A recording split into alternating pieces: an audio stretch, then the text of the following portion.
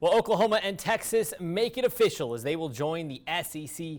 College football is facing another big shakeup as conference realignment could spur on a new era. Tonight, it's a 1v1 with CBS Sports college football writer Chris Hummer.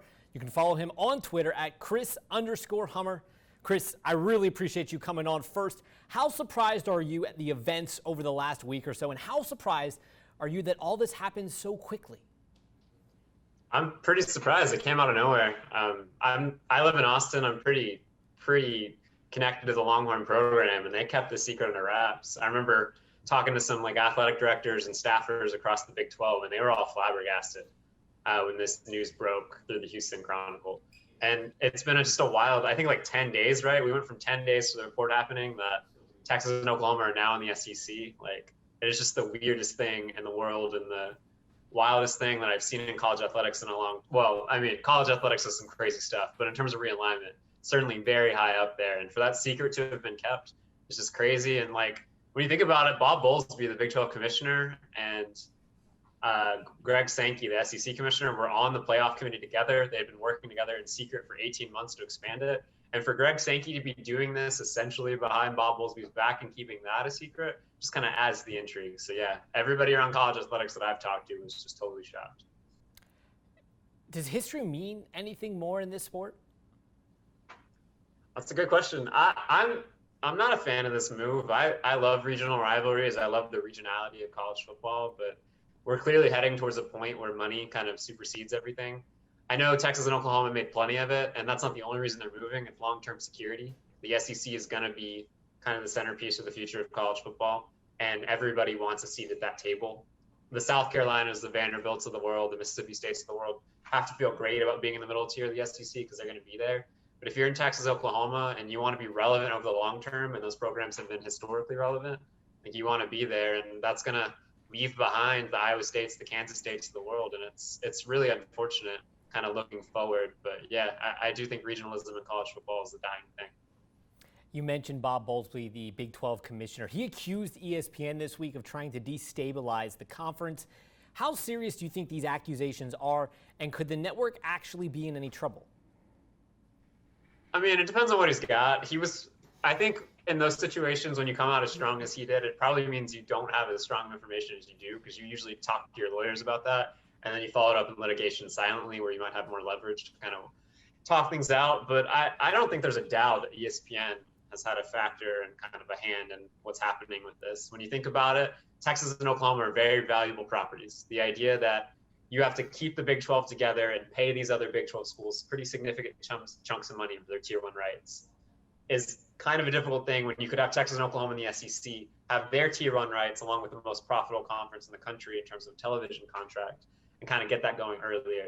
So ESPN is very much incentivized to kind of speed along the demise of the Big 12. So I can certainly understand that Bob Bowlesby feels that way, and it certainly wouldn't shock me. I've had people kind of suggest that as the thing that could have happened. But yeah, Bob Bowlesby has to come out strong. He's trying to protect what he has left in this conference. Not a ton. He's got 8 teams, and he's hoping to kind of protect that and also build outward with those teams. But yeah, Bob Bowlesby's in a difficult spot, and ESPN is very tied to the SEC. ESPN is very tied to the American Athletic Conference. They have a streaming deal with them. They have very large markets in the American Athletic Conference.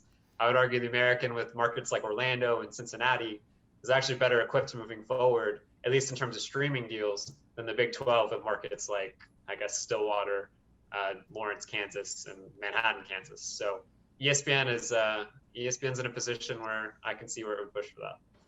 Well, so building off that question, we know the ACC is chasing, or the AAC is chasing these Big 12 schools. Does the Big 12 survive this? That's $1 million question. It really depends on how aggressive Bob Bowlesby is. I think a merger with the American Athletic Conference makes sense. I don't know who would retain the power structure there. But if I'm Bob Bowlesby, the only thing I've been doing the last 2 weeks, other than maybe sending some breakup text to all your Texas and Oklahoma people, is you're calling the Arizona States of the world, you're calling the Arizonas of the world, you're calling the Colorados of the world, you're seeing if you're interested in coming back. I don't expect them to be there. They're in a reasonably stable conference in the Pac-12. And then you have to think about the Cincinnatis, the SMUs, the Houstons, the UCFs, the Memphises. You got to make those calls. You got to convince them that the Big 12 is the place to be. I don't know if the Big 12 without Texas and Oklahoma has much to sell. I've seen some stats out there that the distribution rate is right now is like 36 million per Big 12 school, and in the future it might drop to 9 or 10 without Texas and Oklahoma. That's how valuable those two schools are. But you got to try, and if you're Bob Bowlesby, you got to come out swinging. But it does not look great for the Big 12 right now. It very much looks the way like some of the old Southwest conferences and Big Eights did when those teams left. It really looks like what happened with the Big East when Miami left in the early kind of 2000s. That kind of ultimately hamstrung the conference and killed it over the long run. And I wouldn't be shocked if that happens to the Big 12 as well. Someone has to be working on one of those text message chain videos that become so popular on YouTube and whatnot. Once again, we have CBS Sports Chris Hummer on with us. Now, Chris, most people believe this will be the first in establishing a super league. Do you think that talk has substance? I think eventually. I really hope if it ever comes to it, college football fans pull kind of what European soccer fans did and shoot it down. But I think over the long term, that's where college football is heading. Money is going to be concentrated in a select few programs. I wouldn't be surprised, and this is not information, it's just like kind of prognosticating, that Greg Sankey in like 10 years, he's going to try to pick off another half a dozen programs to kind of bolster his league. And it wouldn't shock me eventually if we have 30 or 40 in one league. And maybe, I think Dabo Sweeney even suggested this a couple of days ago, where you have relegation just like you would have in soccer, and then you have a kind of a secondary league where you feed up to it. But 30 to 40 teams are really only relevant in college football every year, at least when you talk about teams that have the opportunity to win a national championship. When you talk about a recruiting base, a financial base, like not all those teams are up at the same time. But you've probably got 30 or so teams who kind of factor into that.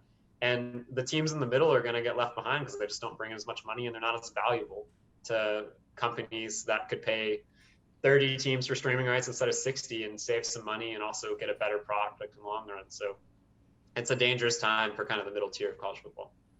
I love Dabo's proposal, by the way, but that's a conversation for a different day. We know the magic number for a super conference seems to be 16. Now, the Big Ten is already at 14. So if you had to guess, who would be two teams the conference might look to pick up?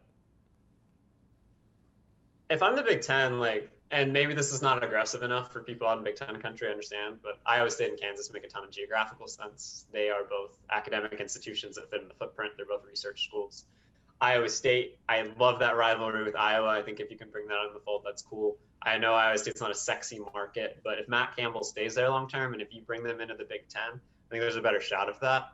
And you bring in Kansas, and I know Kansas is a punching bag in football, but they're not going to be down forever in football. People forget the 2008 Orange Bowl wasn't forever ago. They were just mismanaged terribly by Charlie Weiss and the succession of coaches. So that is fixable over the long term. And that basketball program is probably the most valuable entity in the Big Ten basketball space immediately, maybe next to Ohio State and Michigan.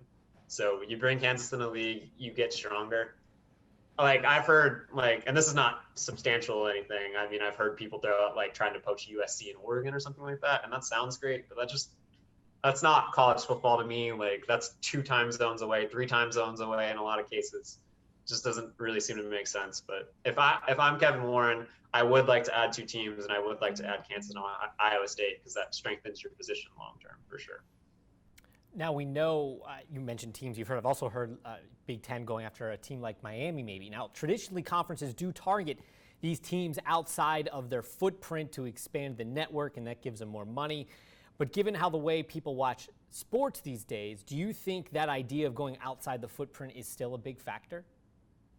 I don't think cable subscriptions matter as much. Kind of what we think about that when they make cable deals, the amount of homes or the televisions in that market size used to matter a lot.